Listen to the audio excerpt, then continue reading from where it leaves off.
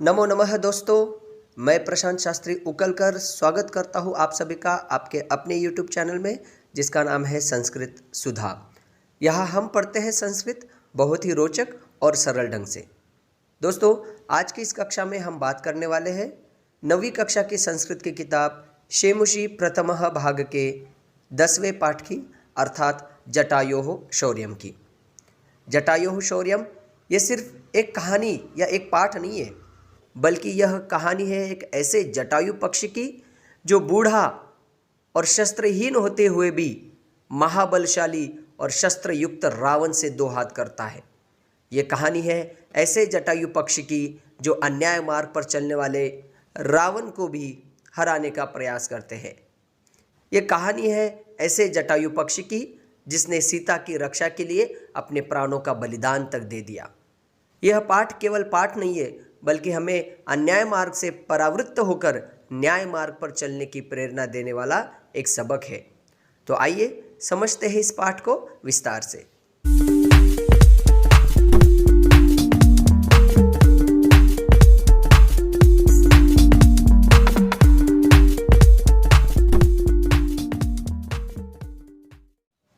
सबसे पहले समझते हैं पाठ के शीर्षक को।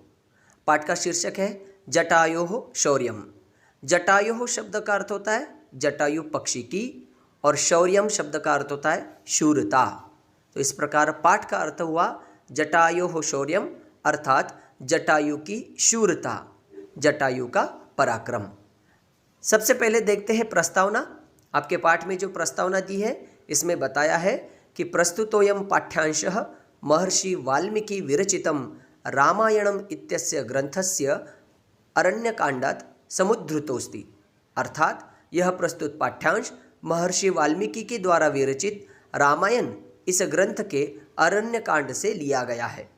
अत्र जटायु रावणयोः युद्धस्य वर्णनम अस्ति।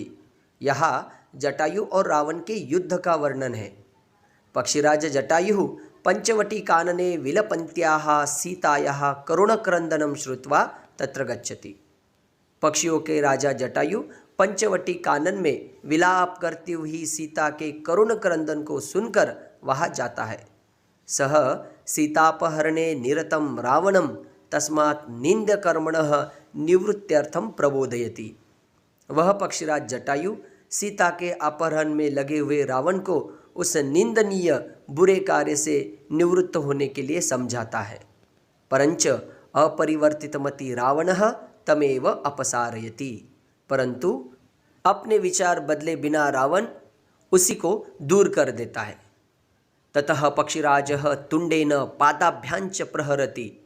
उसके बाद पक्षीराज जटायु अपनी तुंड अर्थात चोंच से और अपने दोनों पैरों से रावण पर प्रहार करते हैं। स्वनखै रावणस्य गात्राणि विदारयति। अपने नाखूनों से रावण के शरीर को जख्मी कर देता है। एवंच बहुविधा क्रमणेन रावणः भग्नधन्वा हतसारथी हताश्व व्रणी विरथश्च संजातः। इस प्रकार जटायु के अनेक प्रकार के आक्रमण से रावण टूटे हुए धनुष वाला, मरे हुए सारथी वाला, मरे हुए घोड़ों वाला, जख्मी और रथविहीन हो जाता है। खगाधिपस्य पुनः पुनः अतिशय प्रहारे व्रणी महाबली रावणः मूर्छितो भवति। पक्षीराज जटायु के पुनः पुनः अतिशय प्रहारों से जख्मी महाबलशाली रावण मूर्छित हो जाता है।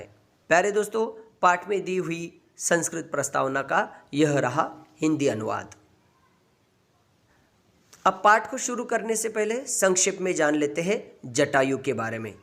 आखिर कौन था यह जटायु जिसने सीता की रक्षा के लिए अपने प्राणों का बलिदान तक दे दिया। हमारे पुराण ग्रंथों में जटायु के बारे में कहा गया है कि सूर्य के सारथी अरुण के दो पुत्र थे। एक था संपाति और दूसरा जटायु। जटायु पंचवटी के वन में पक्षियों का राजा था, जहां अपने पराक्रम एवं बुद्धि कौशल से शासन करता था। पंचवटी में रावण द्वारा अपहरण की गई सीता के विलाप को सुनकर जटायु ने सीता की रक्षा के लिए रावण के साथ युद्ध किया और वीरगति पाई। इस प्रकार राजधर्म की रक्षा में अपने प्राणों का उत्सर्ग करने वाले जटायु को भारतीय संस्कृति का महान नायक माना जाता है। सीता के बारे में सूचना देते हुए जटायु ने राम से जो वचन कहे वे इस प्रकार है। यामोषधि मिवायुष्मन नन्वेशसी महावने साच देवी मम प्राणः रावणेनो भयम हृतम। अर्थात हे आयुष्मन, इस महावन में तुम जिस सीता को औषधि के समान खोज रहे हो, उस देवी सीता को और मेरे प्राणों को दोनों को रावण ने हरण कर लिया है। चलिए दोस्तों, अब बढ़ते हैं इस पाठ के श्लोकों की ओर। पहला श्लोक।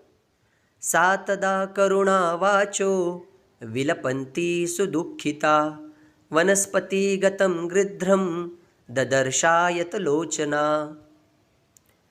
इस श्लोक में आए हुए संधि शब्द इस प्रकार है। वाचो विलपन्ती, संधि विग्रह होगा वाचः विलपन्ती, और ददर्शायत लोचना में दीर्घ संधि है, संधि विग्रह होगा ददर्श अधिक आयत लोचना।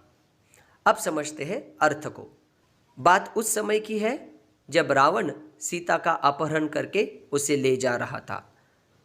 तो उस प्रसंग में आगे यह श्लोक आया है। तो श्लोक में कहा गया है सा तदा, तदा अर्थात उस समय, सा अर्थात वह सीता, करुणावाचः विलपन्ती अर्थात करुण शब्दों में विलाप करती हुई, सुदुखिता अत्यंत दुखी, वनस्पतिगतम, वनस्पतिगतम अर्थात पेड़ पर बैठे हुए, गृध्रम, गृध्रम अर्थात गिद्ध को, जटायु को, ददर्श, ददर्श अर्थात देखा। किसने? आयत लोचना, आयत लोचना अर्थात विशाल नेत्रों वाली, बड़ी आँखों वाली।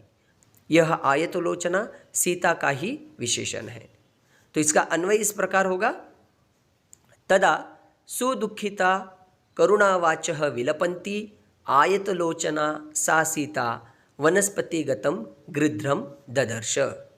हिंदी अर्थ, उस समय अत्यंत दुखी करुण शब्दों में विलाप करती हुई उस बड़ी नेत्रों वाली सीता ने पेड़ पर बैठे हुए गिद्ध को अर्थात जटायु को देखा। दूसरा श्लोक। जटायो पश्यमार्य ह्रियमाणामनाथवत् अनेन राक्षसेन्द्रेण करुणम पापकर्मणा। देखिए संधि शब्द मामार्य, इसको अगर हम अलग करेंगे तो माम अधिक आर्य, इस प्रकार यह संयोग हुआ है। राक्षसेन्द्रेण, राक्षस अधिक इंद्रेण गुणसंधि, और ह्रियमाणाम अनाथवत, यहाँ पर भी संयोग है, ह्रियमाणाम अधिक अनाथवत। आइए अब समझते हैं अर्थ को। पहले श्लोक में हमने देखा कि सीता ने पेड़ पर बैठे हुए जटायु को देखा था। अब वह सीता जटायु से बात करती है। सीता कहती है, हे जटायु अर्थात हे जटायु पक्षीराज, पश्य, पश्य अर्थात देखो, मामार्य, माम अर्थात मुझको, आर्य अर्थात श्रेष्ठ। तो आर्य शब्द जटायु का विशेषण हुआ। हे आर्य जटायु अर्थात हे श्रेष्ठ जटायु, मुझे देखिए। कैसे? ह्रियमाणाम अनाथवत, अनाथ के समान, जिसका कोई नाथ अर्थात स्वामी सहायक नहीं होता है उसे अनाथ कहते हैं। तो किसी अनाथ के समान ह्रियमाणाम अर्थात अपहरण की जाती हुई, माम पश्य, मुझे देखो। और किसके द्वारा अपहरण किया जा रहा है? तो अगली पंक्ति में बताया, अनेन राक्षसेन्द्रेण, अनेन अर्थात इसके द्वारा। किसके द्वारा? राक्षसेन्द्रेण, राक्षसों का इंद्र अर्थात राक्षसराज रावण के द्वारा। और राक्षसराज रावण का एक विशेषण दिया, पाप कर्मणा अर्थात पाप कर्म करने वाले। तो पाप कर्म करने वाले अर्थात पापी इस राक्षसराज रावण के द्वारा किसी अनाथ के समान अपहरण करके ले जाती हुई मुझ सीता को करुणम पश्य, करुणम अर्थात दयापूर्ण नेत्रों से, दया दृष्टि से देखो। देखिए श्लोक का अन्वय। सीता कहती है, हे आर्य जटायो, अनेन पापकर्मणा राक्षसेन्द्रेण अनाथवत ह्रियमाणाम माम करुणम पश्य। इस श्लोक में राक्षसराज रावण सीता का अपहरण करके उसे ले जा रहा है। तो उस समय सीता ने यह शब्द जटायु से कहे। भावार्थ देखिए, हे आर्य जटायु, इस पाप कर्म करने वाले राक्षस राज के द्वारा अनाथ के समान हरण की जाती हुई मुझको दया से देखो। अब सीता की यह पुकार सुनकर जटायु ने क्या किया, ये देखिए तीसरे श्लोक में। तीसरा श्लोक, तम शब्दमवसुप्तस्तु जटायुरथ शुश्रुवे निरीक्ष्य रावणं क्षिप्रम वैदेहींच ददर्श सः। इस श्लोक में आए हुए संधि शब्द जटायु रथ, संधि विग्रह होगा जटायु अधिक अथ। शब्दम अवसुप्तस्तु, शब्दम अधिक अवसुप्तः अधिक तु। आइए अब समझते हैं अर्थ को। तम शब्दम अवसुप्तस्तु, तम शब्दम अर्थात सीता के उन शब्दों को, अवसुप्तः अर्थात सोए हुए, जटायु अथ शुश्रुवे, जटायु ने अथ अर्थ अर्थात इसके बाद और शुश्रुवे अर्थात सुना। तो सीता के पुकार लगाने के बाद जटायु ने उन शब्दों को सुना। निरीक्ष रावणम क्षिप्रम, रावणम अर्थात रावण को, निरीक्ष अर्थात देख कर, रावण का निरीक्षण करने के बाद सह अर्थात उस जटायु ने क्षिप्रम वैदेहींच ददर्श। क्षिप्रम, क्षिप्रम का अर्थ होता है तुरंत, वैदेहीम अर्थात सीता को, ददर्श अर्थात देखा। मैं आपको बताना चाहूँगा कि सीता का ही एक नाम वैदेही है। देखिए श्लोक के अन्वय को। अथ सह अवसुप्तः जटायुः तु तम शब्दम शुश्रुवे सह रावणम निरीक्ष्य क्षिप्रम वैदेहींच ददर्श। श्लोक का अर्थ, फिर सोए हुए जटायु ने उस शब्द को सुना, रावण को देखकर शीघ्र ही सीता को देखा। तो प्यारे दोस्तों, आशा करता हूँ कि यह पाठ आपको अवश्य समझ में आया होगा। अगर ये बातें आपको समझ में आई हैं तो वीडियो को लाइक, शेयर और कमेंट करना ना भूलें। और हाँ, इसी प्रकार की नई जानकारी के लिए इस चैनल को ज़रूर सब्सक्राइब कीजिएगा। तो मिलते हैं अगली वीडियो में, तब तक के लिए धन्यवादः। पुनर्मिलामः।